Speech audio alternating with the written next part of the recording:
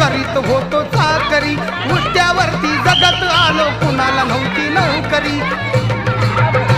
आता पोरग कलेक्टर झालं ग बया, आता पोरग कलेक्टर झालं ग बया. माझ्या भीमान भलं केलं ग बया, माझ्या भीमान भलं केलं ग बया.